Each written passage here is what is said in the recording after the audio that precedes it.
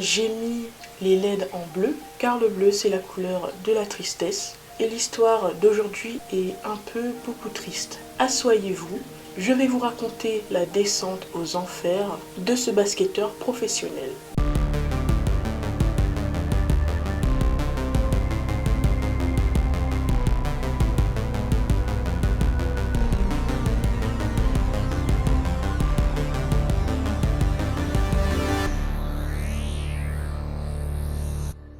Salutations à vous, j'espère que ça va. C'est dimanche et on se retrouve pour un nouvel épisode de l'Histoire 2. Et aujourd'hui, je vais vous raconter l'histoire de Delonte West, un basketteur professionnel de la NBA devenu SDF. J'ai vu cette histoire dans la rubrique à découvrir sur Snap et elle m'a beaucoup touchée. C'est pour cela que j'ai décidé d'en faire une vidéo. Petit disclaimer, cette vidéo parlera de drogue, de tentative de suicide et d'automutilation à ne surtout pas regarder avec des enfants de moins de 18 ans. Delonte Maurice West est né le 16 juillet 1983 à Washington. Il est le fils de Dimitri West et de Delphina Addison. Des parents aimants mais qui n'a hélas pas les moyens d'offrir tout ce qu'ils veulent à Delonte, à son frère Dimitri Jr. et sa sœur Daniela. Malgré le fait qu'il n'a pas eu tout ce qu'il voulait étant enfant, Delonte se décrit comme un heureux pauvre. Très jeune, il se découvre une passion pour le basketball et c'est un peu son échappatoire, surtout depuis que ses parents se sont séparés. Et malheureusement, à l'âge de 12 ans, il se blesse gravement au genou et à partir de là, il ne peut plus jouer au basket pendant un long moment. Il tombe donc en dépression et décide d'essayer de mettre fin à ses jours. Après cela, sa mère décide de l'envoyer vivre chez son père. Delonte change de ville, il change aussi d'école, mais il aura des mauvaises fréquentations et il commencera alors à se droguer et à s'automutiler. Il passera donc son adolescence dans des hôpitaux pour enfants. Après guérison de son genou, il décide de reprendre sa vie en main et de vivre que pour le basket. À son lycée, Eleanor Roosevelt, c'était la star de son équipe, les Raiders, car il les a menés à leur première apparition en tournoi d'État. Ils perdront ce match, malheureusement, 70-58, mais Delonte réalisera son meilleur score avec 22 points marqués et 8 rebonds. Il est allé ensuite à l'université de Saint-Joseph, surtout pas Saint-Joseph à La Réunion, mais Saint-Joseph aux États-Unis là-bas, où il a continué à jouer au basket et à exceller dans le domaine. En 2004, il obtient son diplôme et se fait repérer par les Celtics de Boston. Il jouera au début en tant qu'arrière, mais très vite, il aura le poste de meneur de jeu. Hashtag le meilleur poste dans une équipe de basket. Il jouera 39 matchs avant de se blesser à nouveau. Il jouera chez les Celtics jusqu'en 2007.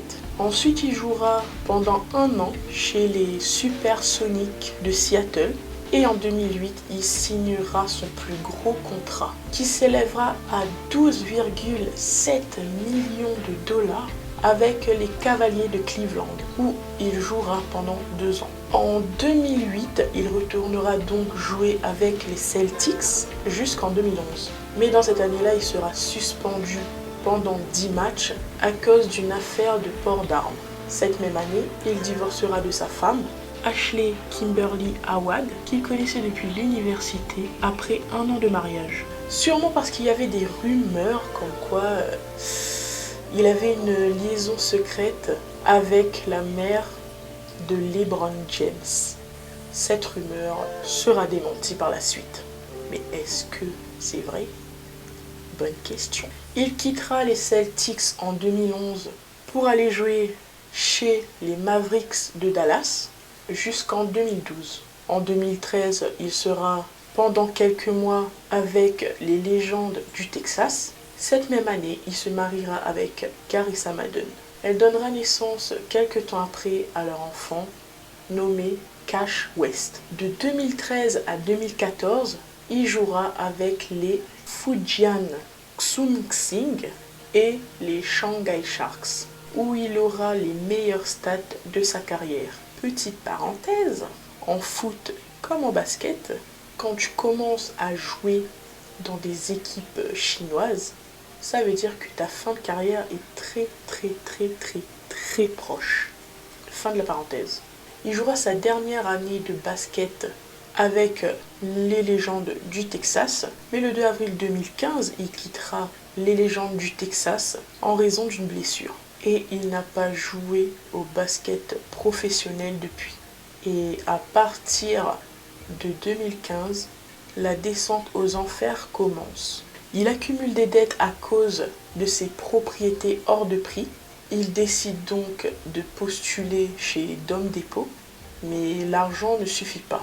Après avoir payé toutes ses dettes, il se retrouve à découvert de plus de 150 000 $. Quand on lui demande ce qu'il a fait de son argent, il nous dit qu'il a préféré mettre sa famille à l'abri, mais que lui, il n'a rien gardé. Après cela, il s'est retrouvé à la rue. Il a retombé dans la drogue et depuis peu, il a été diagnostiqué bipolaire. Il a confié que des fois, il oublie même qu'il a été joueur professionnel à la NBA. En 2020, une vidéo d'un inconnu en train de l'agresser et la vidéo de son arrestation a fait le buzz sur les réseaux. Ses anciens coéquipiers de la NBA ne l'a pas laissé tomber et a milité pour sa cause et sa libération.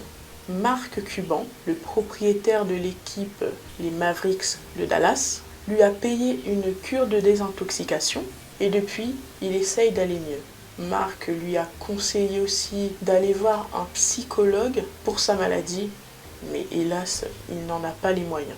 Depuis, il a été scout NBA pour les Celtics et les Mavericks de Dallas, et son but ultime serait de devenir head coach. Il a essayé en 2021 de retourner vers le basket pro, mais il n'a pas été sélectionné. Il n'abandonnera pas pour autant, car il nous a dit qu'il sera là pour les sélections en 2022. À l'heure où je vous parle, il est toujours sans abri. Il a été retrouvé en Virginie en train de faire la manche. Et quand les gens lui demandent pourquoi, il nous dit qu'avec ses deux boulots, il n'arrive pas à rejoindre les deux bouts, qu'il doit envoyer de l'argent pour nourrir sa femme et ses enfants, qu'il doit se nourrir lui-même pour survivre et ramasser de l'argent pour pouvoir rejoindre ses enfants au Texas. Il est là financièrement pour sa femme Carissa, qui ne l'a jamais abandonné, et ses enfants, et malgré sa situation, il garde un grand cœur et un discours positif auprès des gens qu'il rencontre et qui le reconnaissent. Ce que je retiens de cette histoire, c'est que tout peut basculer dans la vie. Tu peux être au plus haut sommet aujourd'hui, demain tu peux te retrouver sans rien. En tout cas, j'espère que la vidéo d'aujourd'hui vous a plu, même si elle était un peu tristounette. On se donne rendez-vous jeudi 18h pour un thread d'horreur. Et bien évidemment, pour ne rien rater, abonnez-vous et activez la petite cloche. Ça casse pas trois pattes à la mère Michel et ça soutient mon travail. Sur ce, peace and love et portez-vous bien. His heart is cold, his lungs are blown, the string is last to ride, his science is strong.